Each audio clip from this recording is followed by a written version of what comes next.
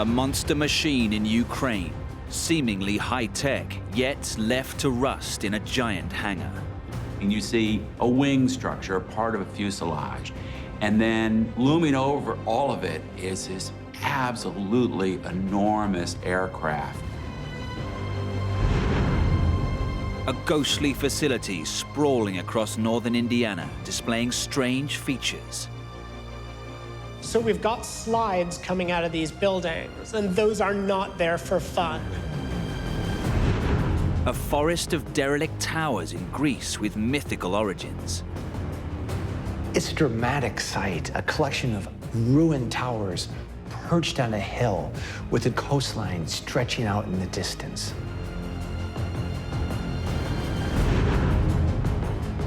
And a collection of ruined constructions strategically perched on the edge of a Scottish loch.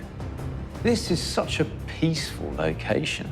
But these concrete structures, they evoke a time when this loch was transformed into an area of action and frantic activity.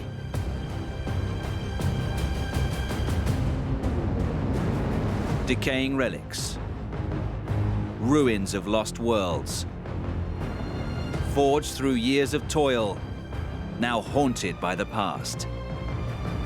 Their secrets waiting to be revealed.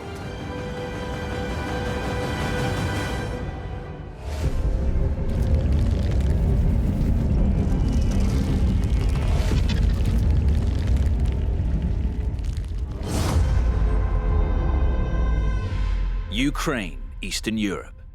On the outskirts of the capital of Kiev sits a vast, featureless structure that hides an extraordinary secret. We're in a kind of industrial suburb, and you come into this very abandoned, derelict area with weeds growing through the pavement. On the edge of this thing, you see this one enormous building.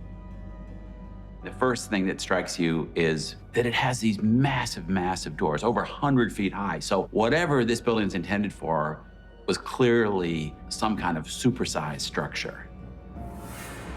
When you see anything that's unusual or just beyond your normal expectation in scale, you're drawn to it. You want to know what lies behind those doors. Inside, old machinery that lines the cavernous interior provides a clue as to what was manufactured within. It's kind of like a crypt for ancient aircraft, in pieces mostly. You see different parts laying around that haven't been connected yet. Dwarfing the aircraft stored there is one massive fuselage of an aeroplane. It is huge. It towers above everything else, and it dominates the space. We know that there's a link between this mammoth aircraft and the Cold War, but just looking at the plane, the link isn't clear. What's the story behind this? Why did it get so far on such a massive scale and then not complete the job?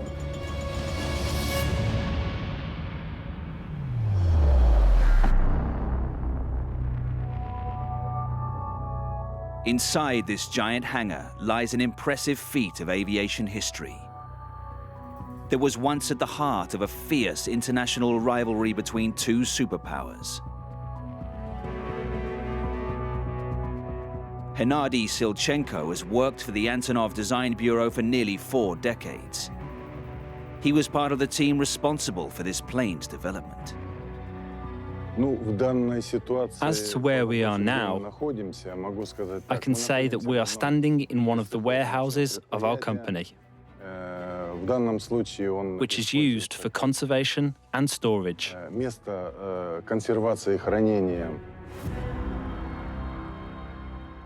Antonov are a huge Ukrainian aeronautical company. They were known for making big aeroplanes. That was their thing. And it's the sheer scale of the parts that are key to understanding its origin. At 84 meters in length, it is over 11 meters longer than the world's biggest passenger plane flying today. The famous A380, the supersized passenger jet from Airbus, isn't even as large. Clearly, this aircraft was designed for some extraordinary purpose, something extremely large and heavy. Продолжаю. Задачи самолета состояли в том, чтобы была возможность перевозить на тот момент огромные веса, до 250 тонн. Born at a time when East and West were locked in bitter struggle, this flying fortress was to have a special role to play. When we think about the Cold War, we think about the potential for military conflict between the US and the USSR. We think about nuclear weapons and the buildup of that capability. But the Cold War also took place in all these other arenas. There was a battle of propaganda to be won as well, and space became the place to fight that one out. And the space race took engineering and creativity to a whole new level.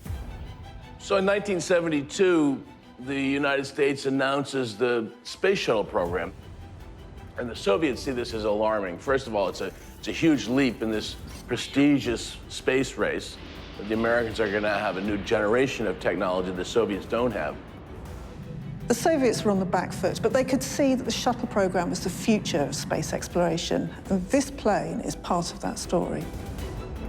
This is the Antonov AN-225, the world's largest model of aircraft. But how was a giant plane supposed to help the USSR achieve its goal of conquering space? As soon as the US announced the shuttle program, the Soviets decided they were going to have to come back with their own program called the Buran. Geographically, the USSR is a huge, huge space with lots of centers of engineering excellence. Now, the space shuttle program requires huge pieces of technology, very big scale engineering, and to get them into one place, fit for launching, you'd need to transport everything to that location. So the Soviet solution is to fly the space shuttle to the Cosmodrome in southern Kazakhstan. And yet, there is no aircraft big enough to carry a space shuttle. Постройка, изготовление и самолета, который бы смог решить The эти engineers задачи, knew that the construction of an aircraft that could solve those issues would, without doubt, elevate the aviation industry of not only a Soviet state, but of the entire world. Всю авиацию мировую совершенно на другие высоты, на другие задачи.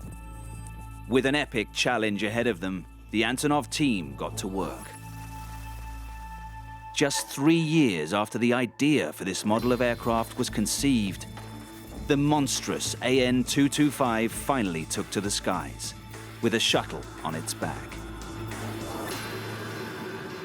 One of the challenges of carrying a space shuttle on top of an aircraft is that it really disrupts the airflow. So in the design of the Antonov 225, they split the tail into 2 pieces so that the vertical stabilizers were outside of that turbulent zone. And when it took off, it was not only a shock for the whole world, but to some extent, even for us, its creators. Such a plane in the air is still fantastic to witness. And it was striking because in 1989, to kind of announce this great technological breakthrough to the world, they send the AN-225 to the Paris Air Show. And everybody who sees it is just blown away by the sheer scale of this aircraft.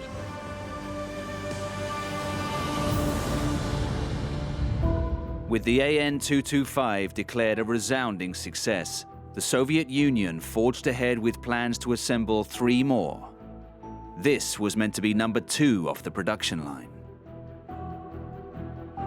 Forget about just being an engineering marvel. For the Soviets, this was a massive propaganda coup. Although in the end, it really turned out to be too little, too late. A storm was brewing that would spell disaster for the world's biggest aircraft. A couple of years later, the Soviet Union collapsed and everything changed. There was really no purpose for the plane. It got mothballed. The other models that were under construction never got completed. Without the space race, without that competition with the USA, why did the world need a plane on that scale? That's what nobody could figure out. Yet that wasn't the end of its story. Pilot Dmytro Antonov is one of the few men to have flown this winged Leviathan. AN-225 was brought back to life in 2001. It started to fly again. And since that time, it has performed numerous humanitarian missions. But with the plane costing over £24,000 an hour to charter, it's rarely called into action. When it does make an appearance, it attracts quite a crowd. When we went to Australia, for instance, we were met by more than 15,000 people. And when you realise that all of them just came to see us, to see the plane, it makes us feel proud. We are proud to be flying it.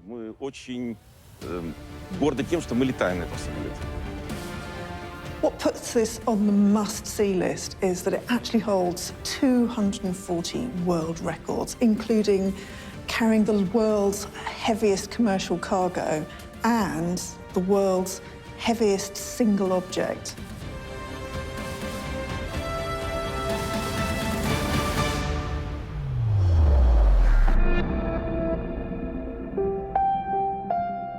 Today, this incomplete chapter in aviation history may lie in pieces, but Antonov have not given up hope of one day seeing it take to the skies. Unlike the first aircraft, this one is unfinished. However, we are still proud of it. Of course, we really want to finish it. We have the means to do so.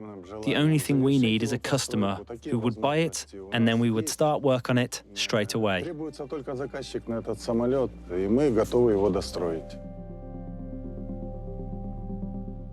And it's getting another look by powers like China as a possible entree into the space race for themselves. So, you know, potentially there is still even a bright future.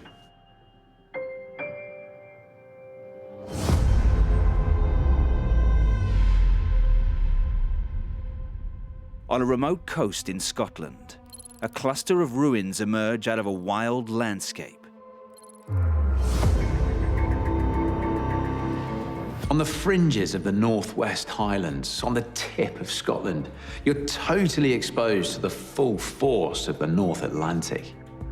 We've got a rocky, rugged coastline, and we've got concrete fortifications built right into the rocks. You can see that this is a defended location. Some look like lookout posts, others more like pillboxes or gun emplacements.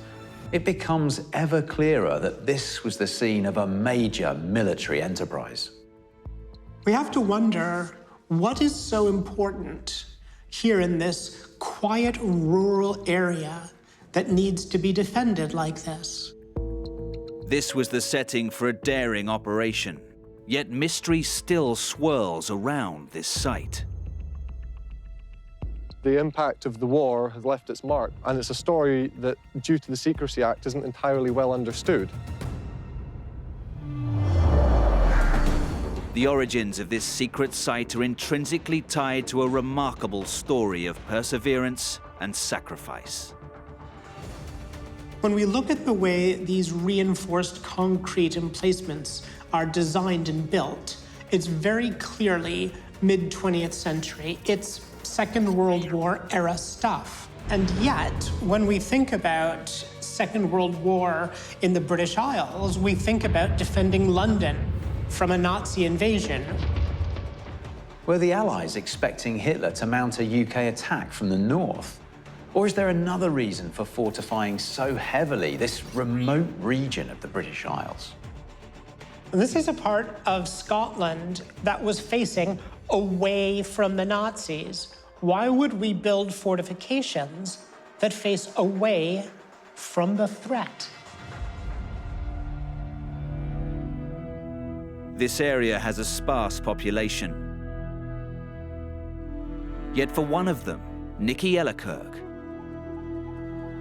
this military site has always held an allure. My childhood was spent playing around these bunkers. It's a rather unique kids' playground made up of, 70-year-old rusting lumps of concrete.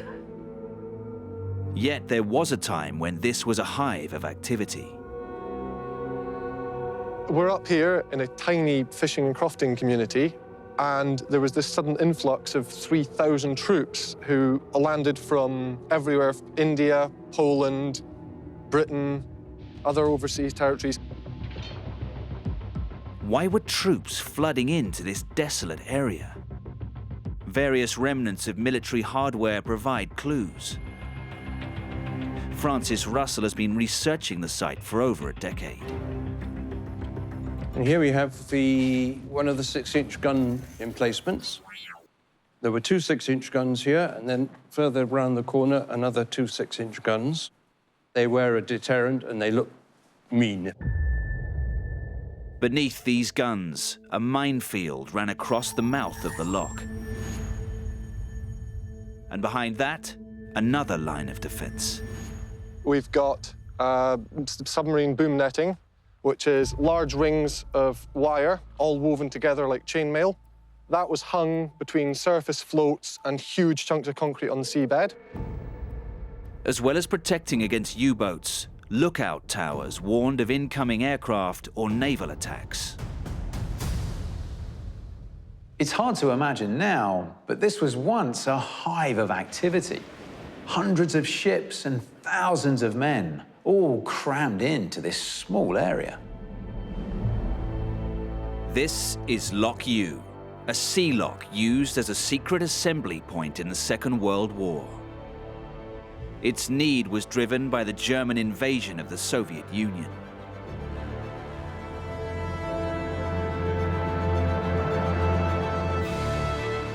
When the Germans attack Russia on June 22nd, 1941, they sweep initially almost literally to the gates of Moscow. And first Britain, and then once America enters the war, America promise aid to Russia. These vital supplies had to be transported by sea to Russia from a suitable base, and it had to remain secret. People often ask, why Loch Ewe? And the answer is quite simple. It was at the extreme range for German bombers at the beginning of the war. It's got a narrow entrance, which makes it easier to protect. It's deep, up to 240 feet, and it's wide, and it's a safe anchorage. Loch Ewe is a different kind of loch. It's a narrow inlet of the sea. It's salt water, it is exposed to the elements, but it's a really clever place to tuck away a big naval operation until you're ready to let it loose on the world. By February 1942, Loch Ewe was fully operational as a base for the Arctic convoys, with its first convoy sailing that same month. Merchant ships carried the supplies and were escorted by ships of the Royal Navy and the Canadian and US Navies. The Arctic Convoy is one of the biggest examples of cooperation during the war. It was a combined operation of 14 different nations, ranging all the way from India through Panama, the Netherlands, the UK, Canada, the US, the list goes on. Men would have been drafted from all of these various places and put on ships and sent up to Loch Ewe. These men would have little idea of their ultimate destination, but all feared the dreaded Arctic run. Often the first clue they'd have that they were heading out round the north instead of back down to the south would be the ships would be loaded with cold weather gear. Cold weather gear consists of a sturdy coat, not much to protect you against the ice and hail and freezing waves. The route for transporting supplies to Russia was a highly treacherous one. The best route, the fastest and most efficient route to get war material to Russia was through the ice-free northern ports, and that's Murmansk and Archangel, and that is going this northern route. Ships on the Murmansk run had to worry about the Nazis. They had to worry about U-boats, destroyers, battle cruisers operating out of Norway, Nazi planes flying out of Norway. Then had to navigate the perils of the icy Arctic water, fog that camouflaged icebergs, and snowstorms raging across their bows. Many were young boys who would have volunteered, some as young as 16. The merchant seamen never signed up for war, and here they find themselves amidst ice, storms, gales, and the constant threat of the enemy. Could they successfully arm the Soviets against the biggest land invasion in human history? And would Loch Ewe manage to stay under the Nazi radar?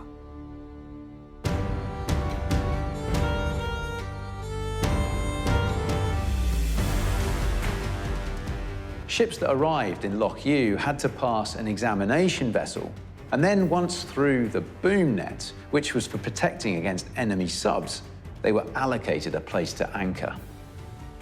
We had to have lots of buildings to accommodate sailors and to accommodate the dockyard technicians who would do all the work of refueling, resupplying, and repairing ships. But the key was to avoid alerting the Nazis to their presence. You want to have radio silence because your enemy will have direction finders. So you want to have prominent signal posts so you can use light signals, signal flags to communicate throughout the fleet through visual signals and not use the radio. Your best defense is secrecy. A total of 19 convoys made up of 481 merchant ships and over 100 naval escort vessels left Loch Ewe for Russia during World War II. Part of a highly effective convoy system. What is amazing, though, is that despite German attacks, only 7% of the ships and convoy traffic through northern Russia will be lost. This vast volume of materials and weapons flowing into Russia helped the Soviets fend off Hitler's massive invasion force. The boots that they wore in Russia were made in America. The Jeeps that they drove in Russia were made in America. Because we, the Western Allies, were able to ship so much stuff to the Soviet Union, the Soviets were able to keep on fighting. And without the Russians defeating the Nazis from the east, we all would not have been able to defeat the Nazis. After April 1945, Loch Ewe became a marshalling point for many of the German U-boats that had surrendered while still at sea. Yet this success still came at great cost. 3,000 or so brave young men went up north and died on what Winston Churchill called the worst journey in the world. Loch Ewe is a monument to the way that people came together. The Russians, the Americans, the British, Canadians, all came together to defeat the Nazis. Today, the Russian Arctic Convoy Museum works to ensure these stories of bravery live on, along with these concrete remains. They need to be preserved to let people know that sacrifices were made.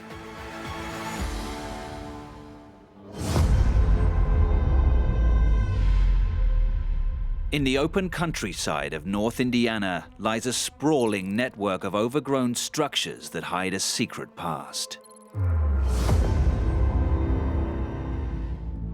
This is a complex that covers thousands of acres, and what you see are clusters of buildings, widely separated. Some of them festooned with undergrowth and trees. Some of them look almost like tree houses. When you get up close, you can see that the buildings are strangely segmented. with large walls covering each segment. This looks like a place that people forgot about entirely. Did something desperate happen to warn people to stay away? The scale of the site suggests this place was once of paramount importance. But it's the distinctive layout and design of the buildings that offer the clues as to why. What you're looking at is something that is certainly organized not for efficiency, but for safety factors. What could be so important, but also so dangerous?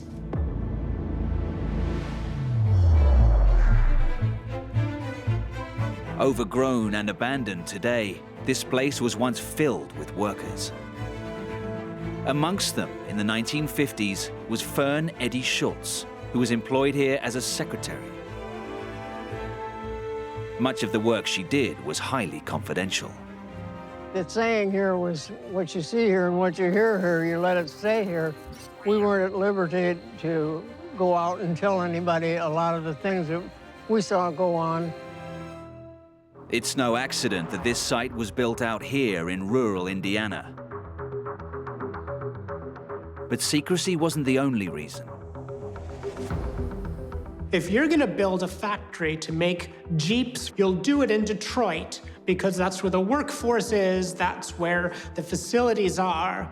If you're gonna build things that go bang, you don't wanna do it in the middle of a city. Hidden in the woods are clues to what this place was. Look at the way escape slides have been located around the place. Those are not there for fun. This is not a playground. The chutes were for the safety of the employees in the event there was what we call a blow. This was the Kingsbury Ordinance plant, a vast ammunition manufacturing site. On the 7th of December 1941, Japan attacked the naval base at Pearl Harbor, and the US soon entered the Second World War. Sites like this were desperately needed, but getting a place like Kingsbury built and up to speed would take months, if not years. To successfully fight a major war in Europe and the Pacific, you needed ammunition. The US government goes to a place in Indiana that's right on the railway. It's near the coal and steel output of the Midwest and Pittsburgh. It's built on 13,500 acres of farmland. This site is huge.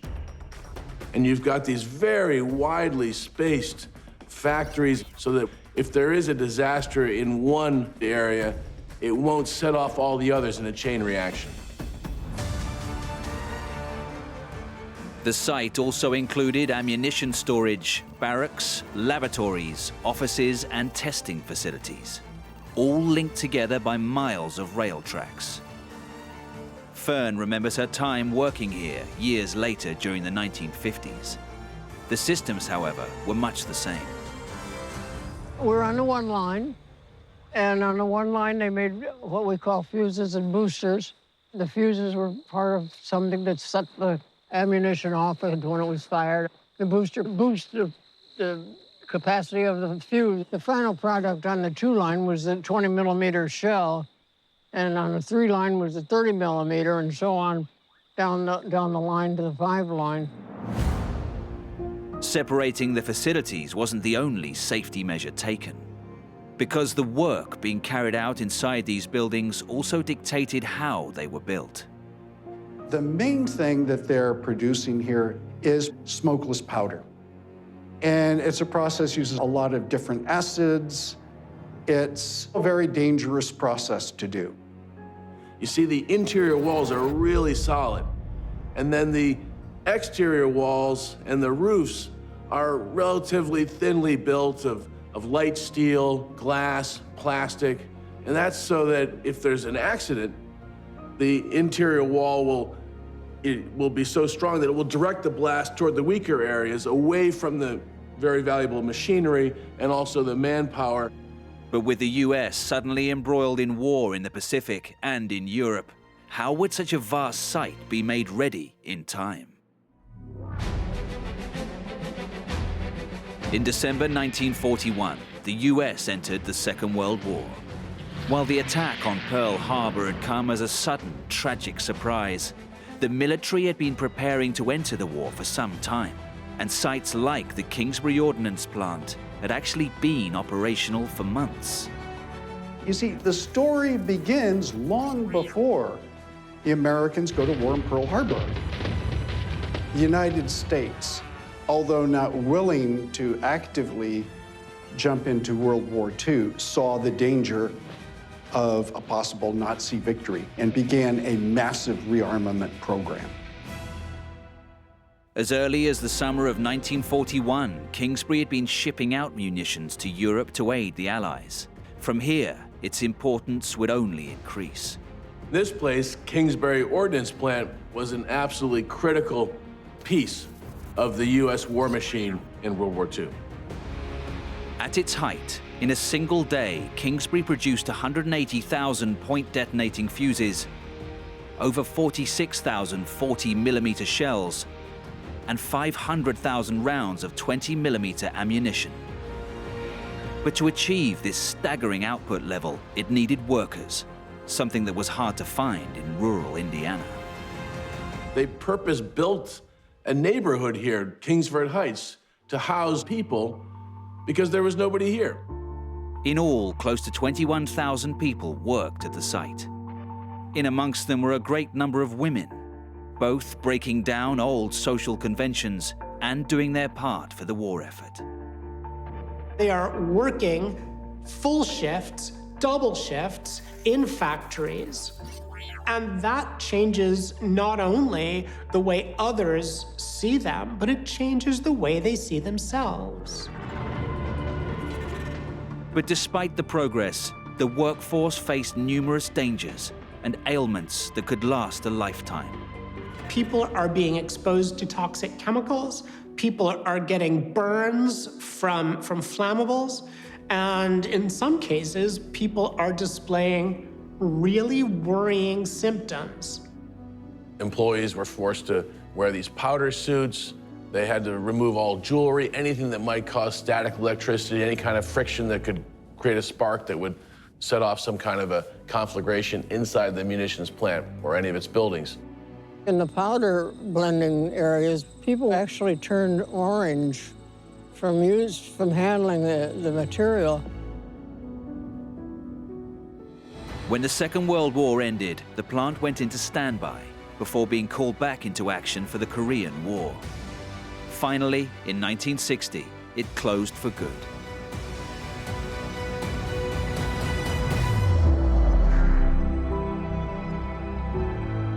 Today, it's a shadow of its former self. But in its prime, the Kingsbury Ordnance Plant and those who worked here were a valuable part of the defense of America. I think that was the feeling of most all of us that worked here, that we were all part of the war effort, and we're doing our share. We're very proud to be making something that was helping our country be free.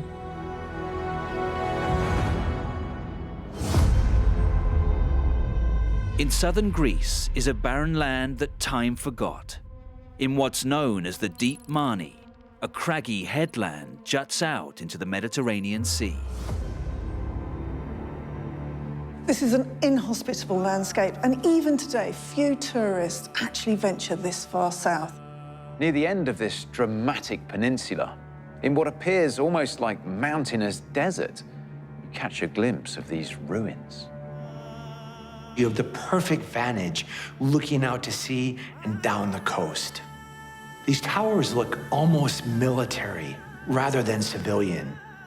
They kind of blend into the landscape, but they are defensive, they are proud, and they are there to be seen. These constructions have become synonymous with the Maniots, a great warrior people still revered by Greeks today. Part of the mystery of the area to me is, well, who were these warfaring Maniots? You know, where did they come from? Some believe they descend from the Spartans, and thus they have this kind of mythical invincibility in Greek culture. Over the centuries, the Maniots developed a reputation as fearsome fighters. How did they garner this reputation? And how do these now battered towers fit into that story?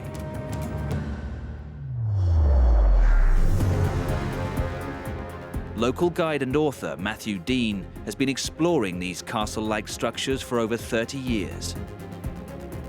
You just have to walk around these ruined towers and imagine, what was it like 100 years ago, 200 years ago? It's a place for those who like using their imagination rather than seeing something directly for what it is now. So if we look at the towers themselves, the first thing that strikes you is just how tall they are. 3 or 4 stories high. Why? Defense. From there, you get a great view over potential threats arriving by sea. The towers are narrow, they've got tiny windows, and on top there are turrets, and there are also places where you could put weapons. So when designing your bespoke war tower, you had a number of choices. Sometimes they'd build just a war tower on its own, which was only ever used in times of war. Or to make life a bit easier, you'd add on a more open, easier to live in space for times of peace. And then when the threat comes, you retreat into the tower for as long as necessary. In the 15th century, Greeks came to this remote Mani Peninsula, fleeing the area around Sparta when it was taken by the Ottoman Turks. The new inhabitants, who became known as the Maniots, developed a certain notoriety and would inspire a revolution. But in the meantime, survival was everything. Their number one concern was defense. Both defense against foreign invaders coming by sea, whether it was Venetians or Turks, but also due to the lack of resources in this very infertile area, it was to defend your own family against your neighbor. You had to fight your neighbor literally to survive. Ritualized vendettas between families could last for months, even years. So feuding became a fairly regular part of life for the Maniots living down here. An English colonel in 1805 noted that over the last 40 years, 100 of Vathia's men had been killed in an ongoing feud between 2 families. To lose 100 men out of a total population of 300 is a huge amount, and that gives you an idea of how bitter the feuds were in this area. And so you and your clan needed to defend your plot against others with equal ambitions, whether Turks, Venetians, pirates, or neighboring clans. The method of defense? To build a tower. These are the Mani Towers of Vathia. The design of the towers played a crucial role in protection from your enemies. Not only did these stone skyscrapers give you a good vantage point to view any potential aggressors on the horizon, they also gave you a high vantage point to defend for potential ground attackers. Small windows, easy to shoot down on your enemy.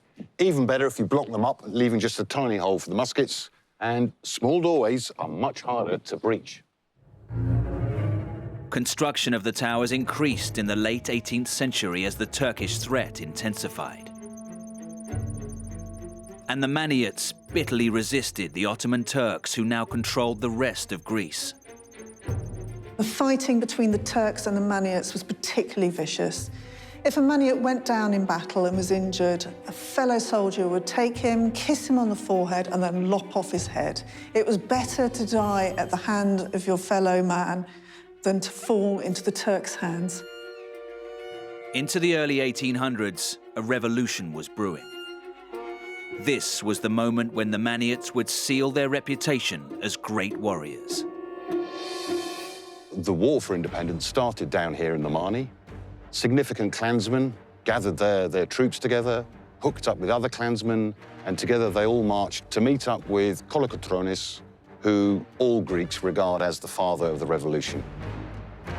Throughout Greece, there developed the slogan, freedom or victory, whereas the Manis version, it was a little different, death or victory. And this sums up the difference with the Maniots. They always consider themselves free and independent and never subject to Ottoman rule. By 1826, Ottoman soldiers renewed their offensive in the Mani Peninsula. 7,000 men were forced to retreat by the fierce Maniots attacking from their towers. Greek independence was finally secured in 1830, and the Mani's resistance of the Turks has never been forgotten. This is the only part of Greece that never fell to the Turks, that never became part of the Ottoman Empire.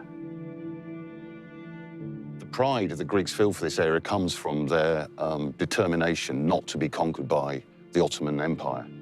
The rest of Greece fell, including Crete behind us, but the Mani remained independent. The Mani have been making their homes in towers for not decades, but hundreds of years.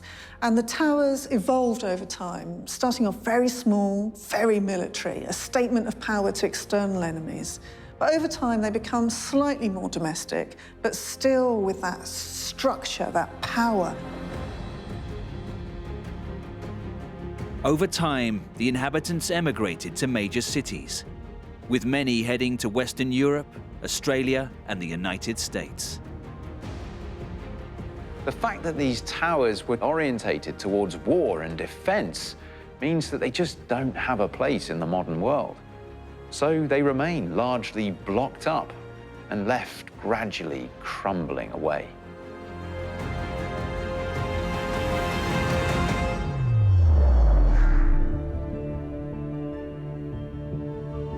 I think it's important that the Vathia remains preserved because it's a very clear indication of past times where life was difficult, life was violent, and yet within such dire circumstances, there was still a fierce pride and almost a sense of nobility of being a member of that society.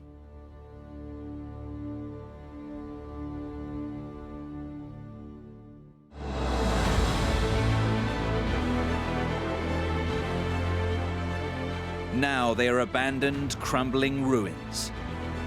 Many remind us of dark times, but some were once beacons of hope and progress, lasting testimonies to human imagination, enterprise, and spirit.